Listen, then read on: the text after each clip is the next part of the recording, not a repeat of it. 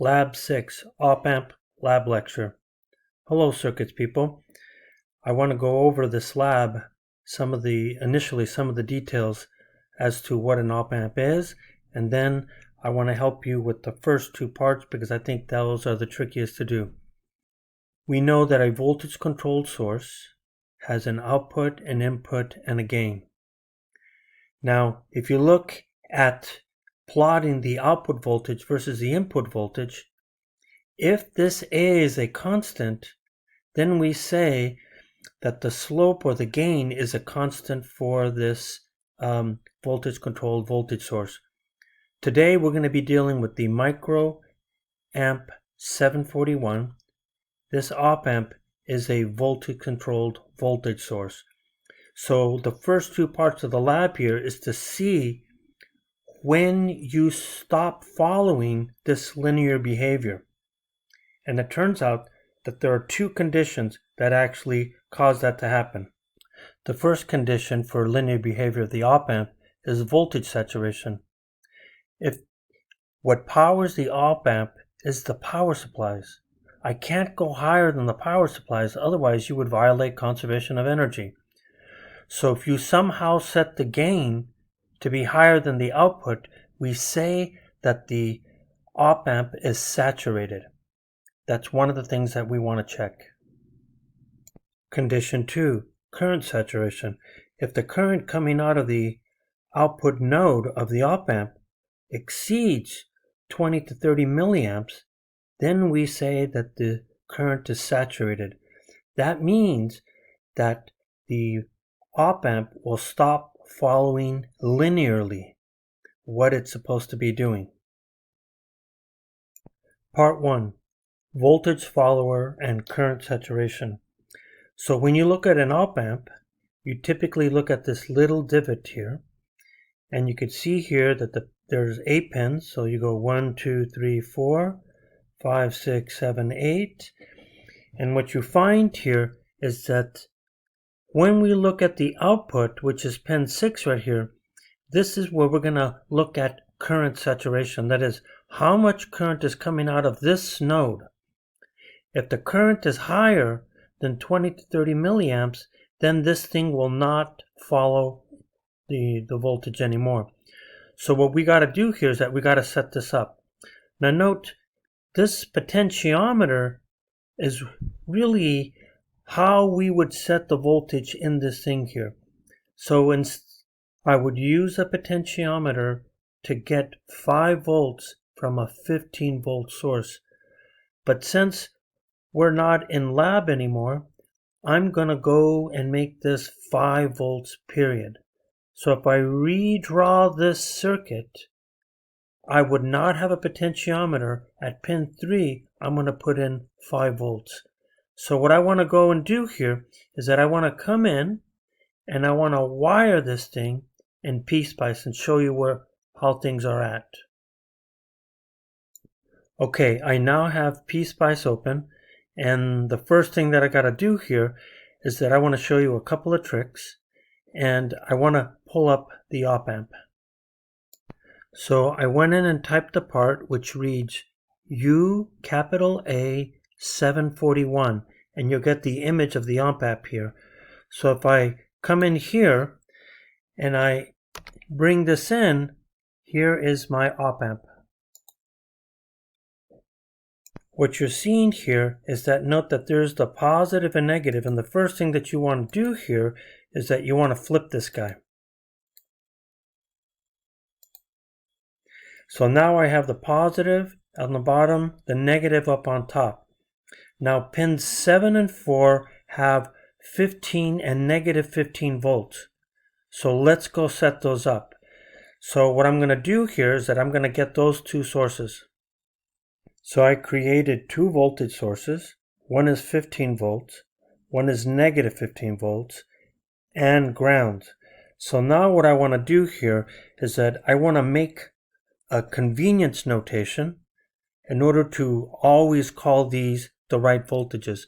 So what I'm going to do here is I'm going to come over to the right, and I'm going to hit this port, and I'm going to hit port left, And then what I'm going to do here is that I'm going to come over here and I'm going to connect these guys right there. There is common notation for the positive 15 and the negative. And I can rename these guys, and the common notation is called this VCC, and this guy's called VEE. What I'm going to do now is that I'm going to highlight these guys and copy them. I could do copy like this, and then I could paste it in. So right in here, and what I'm going to do here is that I'm going to connect it to pin 7. And then I'm going to do the exact same thing here, but this time I'm going to use Control C and Control V, and then I'm going to click that to pin 4. And then I just move these up. So these are the voltages that are supplying the op-amp that allow the op-amp to have a gain. But it could never have a gain greater than 15 or negative 15 volts because that's the limitation here. So what I want to do next here is that I want to wire in the 5-volt source into pin 3, and then we'll finish the rest of this circuit. So you see that I've wired in a 5-volt source at pin 3, and now what a voltage follower does is it takes a wire and it connects it to pin 6. So here I go.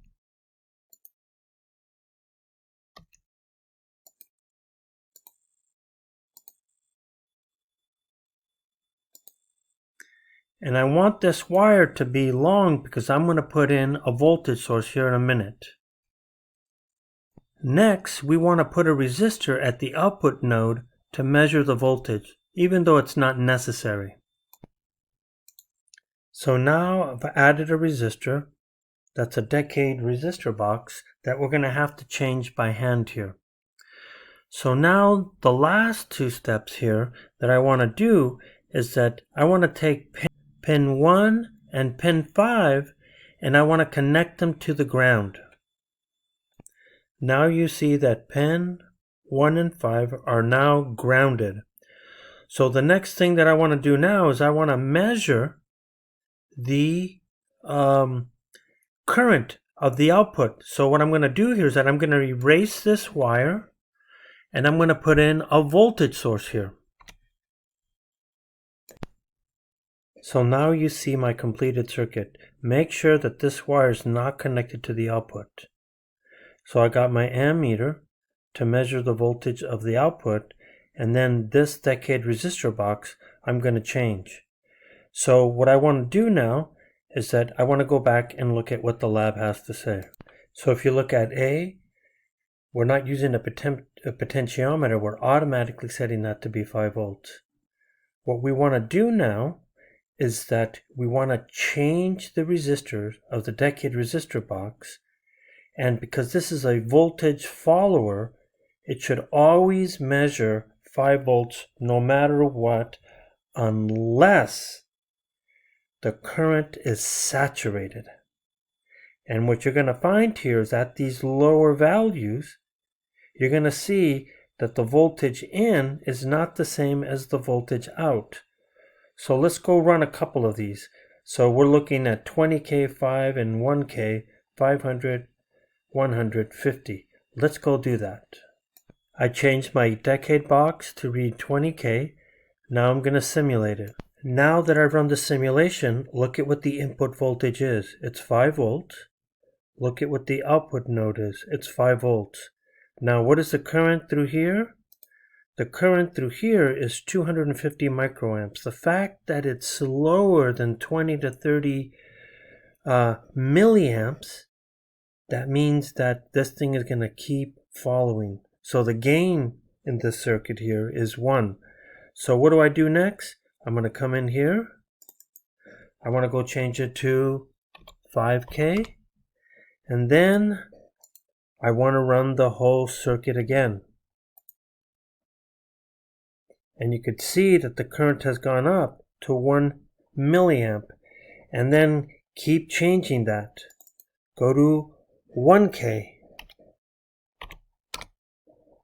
and then run it again. And what you're seeing here is that this current is actually increasing as I reduce this resistor value. Now set up the following tables. Set up a resistor column, V out, I out.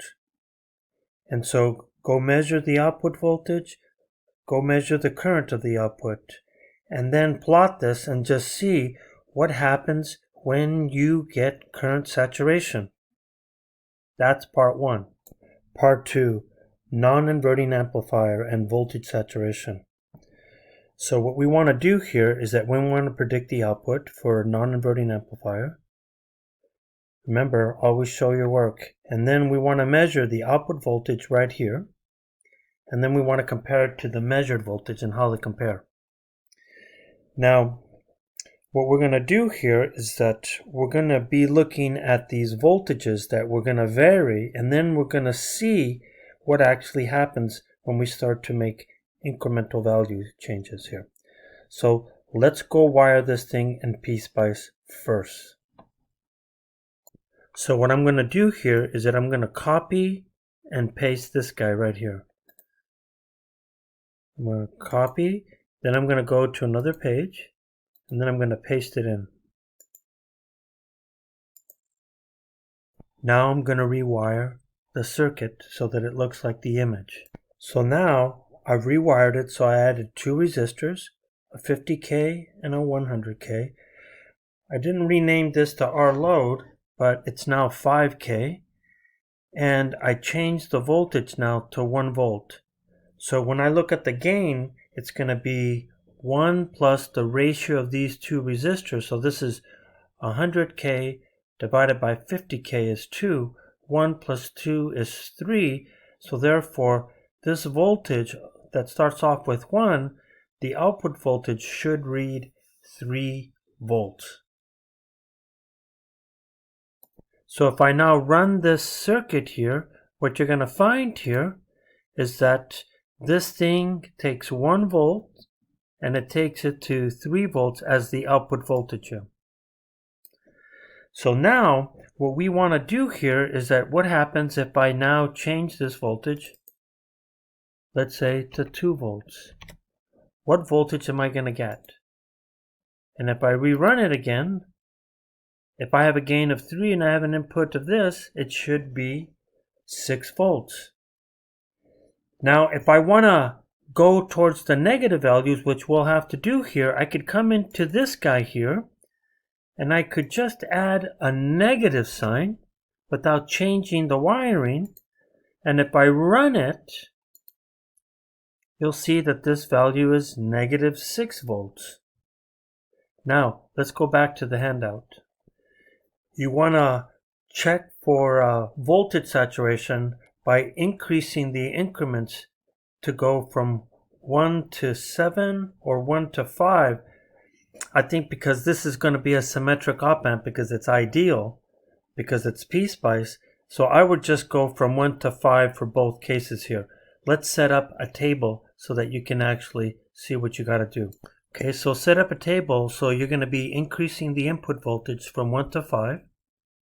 You're going to be increasing the voltage from -1 to -5. Measure the output voltage. And then go plot this thing.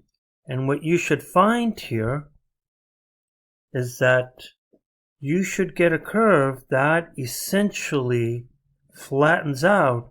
And this implies here that you have a voltage saturation at these points.